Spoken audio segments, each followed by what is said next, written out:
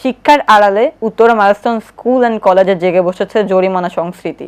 শৃঙ্খলা বজায় রাখার অজুহাতে শিক্ষার্থীদের কাছ থেকে আদায় করা হচ্ছে মোটা অঙ্কের অর্থ, যা এখন সাধারণ অভিভাবকদের জন্য চরম বোঝা।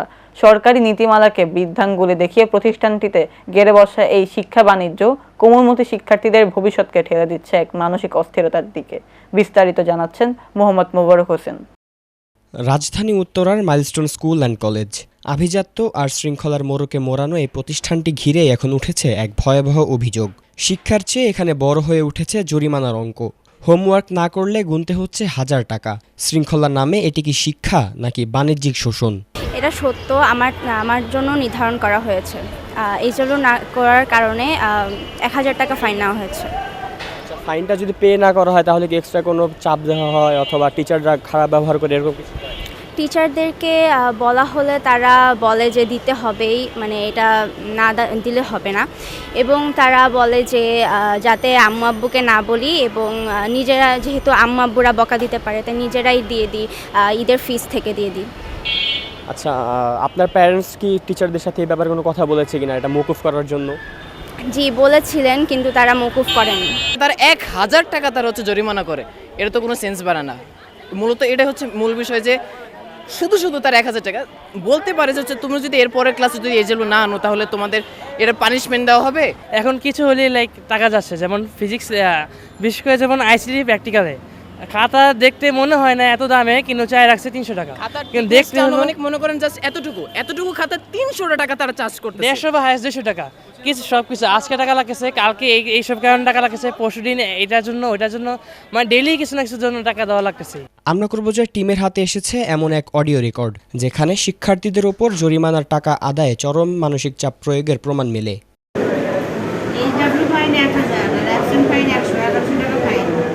অ্যাবসেন্ট ফাইন বলতে অ্যাবসেন্ট কয়দিন? একদিনে 100। আর বললেন কত? SW ফাইন 1000 টাকা। বেতনের ফাইন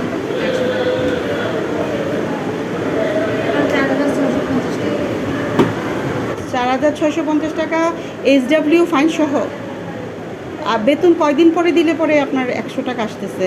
বেতন 1 মাস পর হলে 100, এখানে রানিং মাসে বেতন 2 মাসে 10,000 টাকা দিয়ে দাও। শুধু জরিমানাই নয়, নিয়মিত টিউশন ফির বাইরেও নানা অজুহাতে নেওয়া হচ্ছে অতিরিক্ত টাকা মধ্যবিত্ত অভিভাবকদের কাছে, যা এখন গলার কাটা। পরিচয় গোপন রাখার শর্তে বেশ কয়েকজন অভিভাবক টেলিফোনে আমাদের কাছে তাদের অসহায়ত্বের কথা তুলে ধরেন। আমাদের অনেক অভিযোগ আছে, আসলে আমরা বাচ্চাদের উপর প্রভাব পড়বে জন্য বিষয়গুলো আমরা আসলে মানে চুপ করে থাকি আসলে। আচ্ছা ঠিক আছে, আপনারা কি প্রতিষ্ঠানের সাথে কথা বলেননি যে SW না দেওয়ার জন্য 1000 টাকা এত বড় একটা অ্যামাউন্ট আমাদের জন্য বার্ডেন হয়ে যায়, এই ধরনের কথা আপনারা তাদের সাথে বলেন নাই?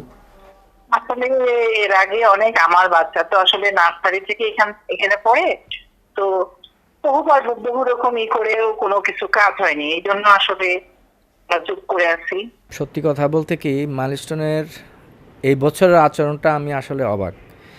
এর আগে আমার 2টা ছেলে মাইলস্টোনে পড়ছে, আমার মেয়েও মাইলস্টোনে গত বছরও পড়ছে, মানে এই ধরনের আচরণ আমি দেখিনি আগে। নামমাত্র কিছু জরিমানা নিতেই পারে, কিন্তু 1000 টাকা শুধু SWর জন্য, একদিন সঙ্গত কারণে না গেলে অসুস্থতা থাকলেও 100 টাকা। আবার আজকে শুনলাম 8:10 ক্লাস, 8:10 পরে গেলে অ্যাবসেন্ট দিবে, ওই 100 টাকা নিবে। মানে এই জাতীয়, এটা এক কথায় জরিমানা বলা যায় না, এটা এক কথা চাঁদাবাজিই বলা যায়। সরকারি নিষেধাজ্ঞা তোয়াক্কা না করে এখানে চলছে বাধ্যতামূলক কোচিং বাণিজ্য। শিক্ষকদের কাছে প্রাইভেট না পড়লে পরীক্ষায় নম্বর কমিয়ে দেওয়ার মতো গুরুতর অভিযোগও দীর্ঘদিনের। আমরা স্কুলে পড়াশোনা করতে আসি, সেখানে পড়াশোনা না করে আমরা যদি কোচিংয়ে যদি করি তাহলে আমরা তো এসে শুধু অ্যাটেন্ডেন্স দিতে পারি, তাই না? অ্যাটেন্ডেন্স দিলাম, পড়াশোনা নাই করলাম। একটা ছেলে সাপোজ একটা সাবজেক্টে খারাপ করছে, তাদের এটার জন্য কোচিং করতেই হবে, বাধ্যতামূলক। তাদের না করলে তাদেরকে মনে করেন এর পরের পরীক্ষাতে তাদের এত খারাপভাবে তাদেরকে ট্রিট করা হবে, তার উপর হচ্ছে তাদের নাম্বারও ইচ্ছাকৃতভাবে কমে দেওয়া হয়। আমরা মাইলস্টোনের এই মানে জুলুমের শিকার সব গার্ডিয়ান এবং কালচারটা কতদিন যাবত চলতেছে আপনার জানা মতে? পার্সোনালি আমি মাইলস্টোন স্কুল অ্যান্ড কলেজে পড়ালেখা করছি, আমার সময় কিন্তু ছিল না। আমরা আমাদের বাচ্চাদেরকে ওইখানে পড়াইতেছি, আমার ছোটো বোনকে ওখানে পড়াইতেছি, ওনারা যদি এভাবে জানে তখন ওনারা মানে সিকিউরিটি পারপাস আর কি ওনারা ওনাদের তরফ থেকে ভেজাল করে। হ্যাঁ, এখানে মানে আমার ছোটো বোনকে ইচ্ছে করে ফেল করাই দিবে স্কুলে, তারপরে শুধু যে কোনো অকারেন্সেই ওকে ক্লাসে দাঁড় করায় রাখবে অথবা গার্ডিয়ান কল করবে, মানে আলাদা একটা হ্যাসেল করে। অথবা আমার বোনকে যদি আমি টিসি দিয়ে এই অত্যাচারের কারণে অন্য কোথাও নিয়ে যেতে চাই, সেইখানে রেজিস্ট্রেশন ট্রান্সফারের ক্ষেত্রে ওরা ঝামেলা করবে। এসব অভিযোগের সত্যতা খুঁজতে গিয়ে পাওয়া যায় এই প্রতিষ্ঠানেরই সাবেক শিক্ষার্থী তাহমিদ হোসেনকে, যিনি এসব অনিয়ম নিয়ে সোচ্চার হওয়ায় প্রতিষ্ঠান কর্তৃক হুমকির শিকার হয়েছেন। তারা কোচিং বাণিজ্য করে, সেখানে তাদের একটা কোচিং সিন্ডিকেট আছে। কোনো টিচার কোনো স্টুডেন্টের দায়িত্ব নিবে না যদি সেই স্টুডেন্ট সেই টিচারের কাছে কোচিং না করে বা পার্সোনালি না পড়ে। এরকম একটা সিন্ডিকেট চলে। যে কোনো স্টুডেন্ট মানে বাবা মাকে মানে প্যারেন্টস মিটিং এর নামে বাবা মাকে ডেকে এনে মানে খুব অপমানজনক ওয়ার্ড ইউজ করে তাদেরকে অপমান করা হয়। কোনো প্যারেন্টস মিটিং থেকে খুব কম বাবা মাই আছে যারা ভালোভাবে আসলে বাসায় ফিরে গেছে। এসব অভিযোগের ভিত্তিতে মাইলস্টোন কর্তৃপক্ষের সাথে যোগাযোগের চেষ্টা করা হলেও মেলেনি কোনো সদুত্তর। দীর্ঘ সময় অপেক্ষার পর ক্যামেরার সামনে কথা বলতে রাজি হননি কোনো কর্মকর্তা। তবে অফ ক্যামেরায় এক কর্মকর্তা দাবি করেন শৃঙ্খলা রক্ষার্থে এসব কঠোর নিয়ম। শিক্ষার যেখানে মানবিকতা ও নৈতিকতা শেখানোর কথা, সেখানে জরিমানার এই বাণিজ্যিক সংস্কৃতি শিক্ষার্থীদের মনে নেতিবাচক প্রভাব ফেলছে বলে মনে করছেন বিশেষজ্ঞরা।